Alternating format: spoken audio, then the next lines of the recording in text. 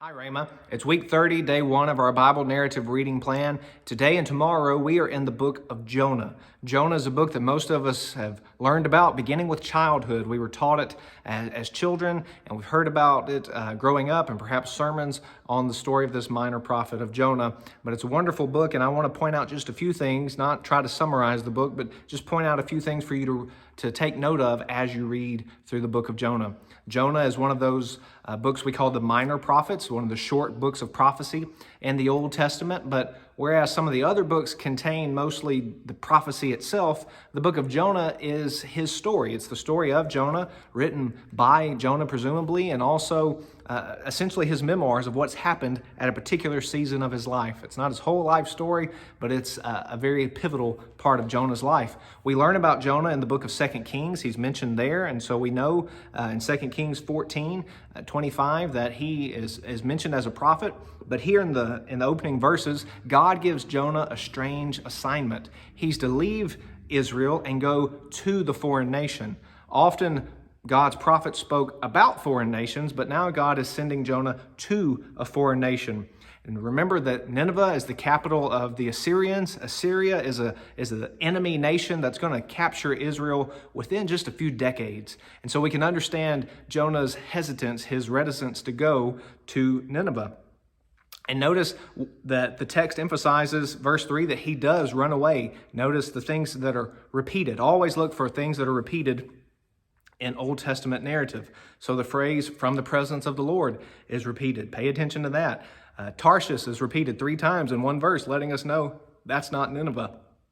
The language of going down is emphasized throughout the first chapter. It's almost as if the storyteller is giving us a very vivid picture. Jonah goes down, and then he keeps going down, down, down, down, down. As he runs from the Lord, he is essentially going down to death until he obeys the Lord.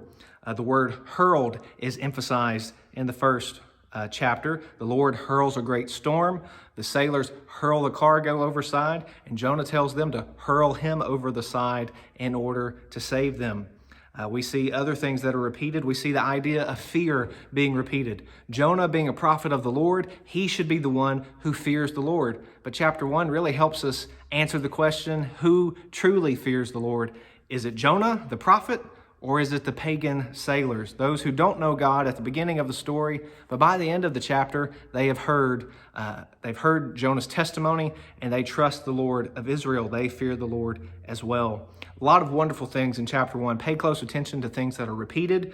Try to set aside any things you may think you've heard in the text and just see, is it actually there? Read carefully. For example, at the end of verse 17, we always think about it being a whale that comes to swallow Jonah, and the text actually says a great fish.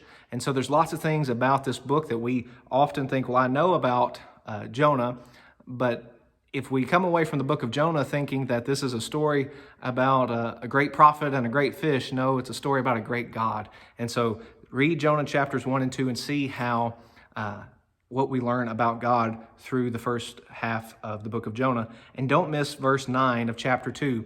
It's very common in Hebrew books for the heart of the matter to be right in the middle. Right in the middle of the book of Jonah, we see salvation belongs to the Lord.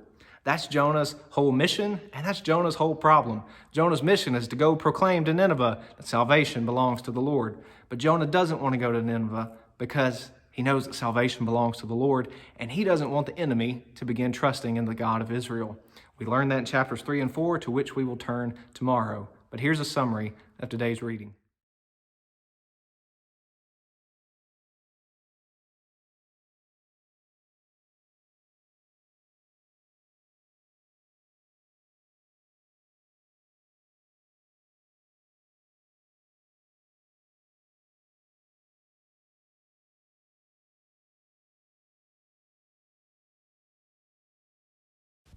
For more information, go to tunemyheart.org.